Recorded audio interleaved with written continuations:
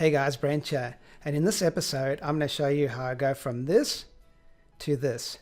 So recently I was out photographing for the Share, Inspire, Create Lounge, the photography community that Johnny and I set up where we're in every day. We've got an assignment in there called Details. So I went out and photographed this wave spray, so waves that hit the cliff and then spray straight up at me. And in this episode or this lesson I'm going to show you how I go from this image, which is straight out of the camera, to this image in Lightroom. Stick around and watch. And by the way, guys, if you want to join us in the lounge, click the link below and get the special that we got happening right now.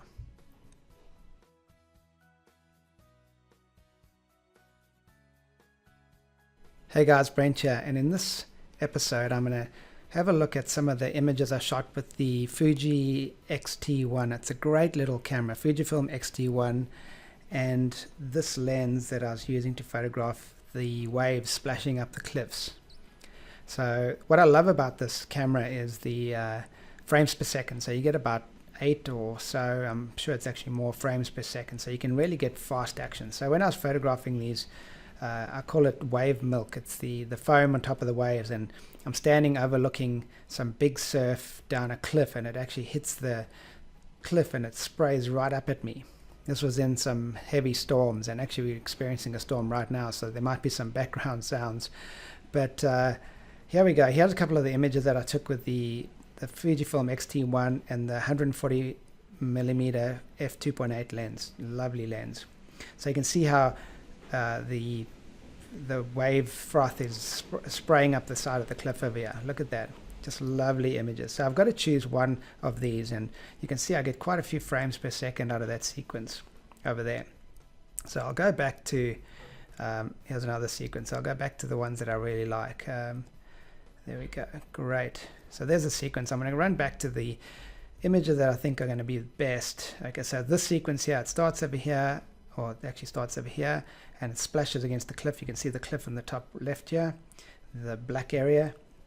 And then the wave, the spray starts coming up towards me, and it goes through this sequence. So let's go back a bit over here. Yep, this is the one that I want to use. I'm just loving this area over here. It looks like a kind of a skull, like a some kind of animal skull with an eye over there, and its snout down here. So this is the one that I'm going to edit. So this is out of the camera original file. So I'm going to hit the D key for develop module, and we'll go straight into the develop module over here.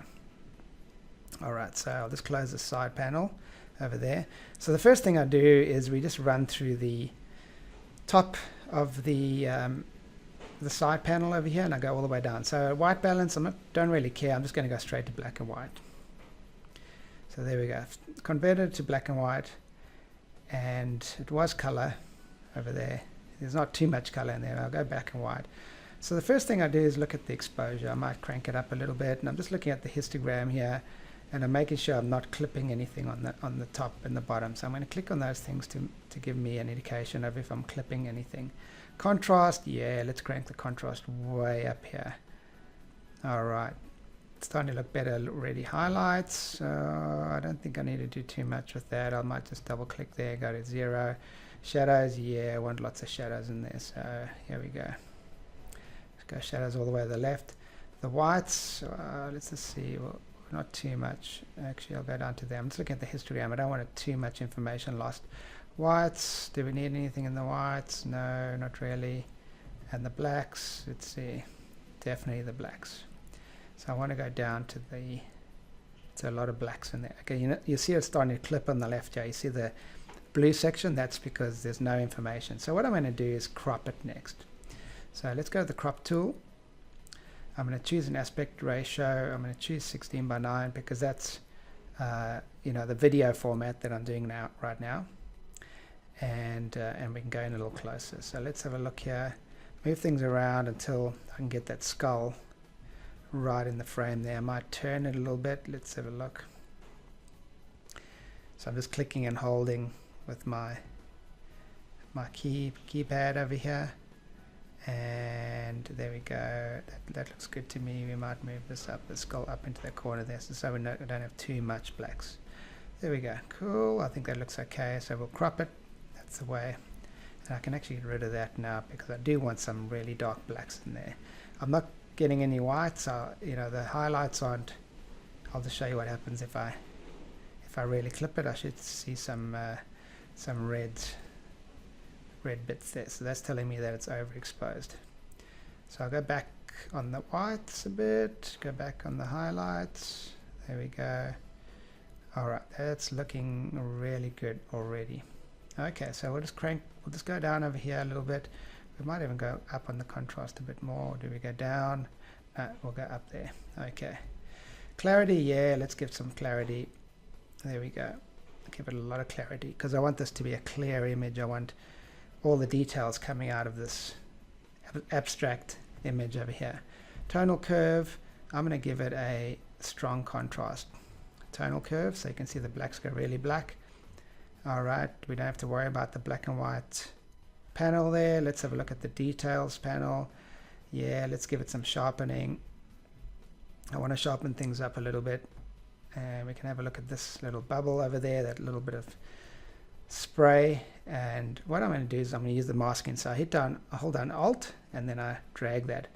So I'm going to mask this whole image.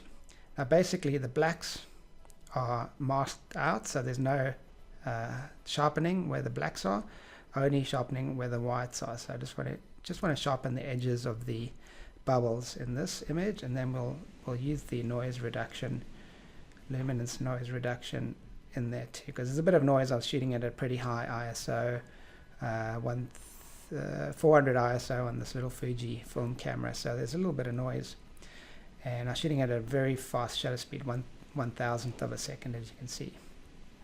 Okay, noise reduction, yeah, we don't have to worry about that. Lens corrections, I'm not going to worry too much about that.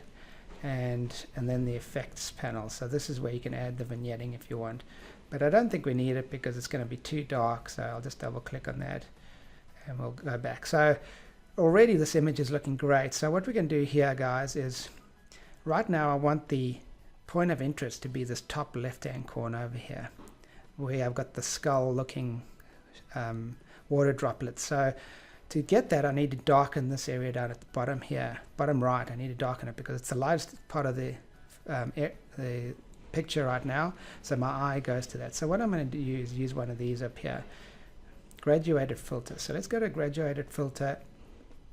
I can double click on the effect to make sure I reset all the effects, and then I'm going to go to the bottom right. I'm going to click and drag. So I'm actually adding this filter now. I know it's really hard to see those lines on the whites, but I'm basically dragging this filter up there. So right now I've got nothing applied to this filter. So if I actually take the exposure way down, then you can actually see what the filter's doing. See that? So I'm not going to do that. I'm not going to go radical in the exposure. I might just go down a little bit. What I do want to do is add contrast to that area. So what it's going to do is it's actually going to add contrast, more blacks to the bottom area here, and I'm also going to decrease the shadows there too. So I'm adding more shadow and contrast to this area, and I'm also taking exposure away a little bit. So if I actually turn off this graduated filter, that's the before and that's the after. So I'm just darkening this area so that I can make my point of interest this top bit over here, top left. So I'm actually going to drag this filter up even a little bit more to make sure that I'm actually doing what I want. I want to darken this area here, and I want point of interest to be this. So I might even add a new filter. So let's do another one. Let's go new. Same thing. I'm going to go from the bottom upward over here, just to give it even a little bit more darkness down here. And same thing, we might just go down on the exposure just a bit, give it some more contrast, go down on the shadows. There we go. So see what it's doing, guys. It's really adding a lot of darkening to the bottom here, just so I can balance this image a little bit more too. There we go. I think if I turn these graduated filters on and off, you can see that's before and that's after. So it's definitely taking my eye up to the top left now, and you can start seeing all these cool little bubbles and sprays over there. So that's awesome. Let's Let's go back up there. I'll just click that tool again to get rid of it. And we can go back up to the basic filter part, or the basic panel. And there it is, guys. I think that's pretty much done. So let's just zoom in on this one area just to make sure that it looks okay when I move my mouse around. There we go. Oh, that's looking great. That just looks really cool there, man. Love all those little bits of spray.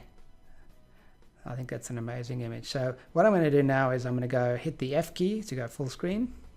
So there we go, guys. That's what it looks like as a full screen image. A really nice abstract Milky Wave shot that I photographed on the Fuji X-T1 with the 140mm f2.8 lens. Just an amazing camera. I love that little camera. It's so fast. The frames per second are, I don't know, 8 or 10. I can't remember. But it's pretty fast, and that lens is just beautiful. So what do you think of this image, guys?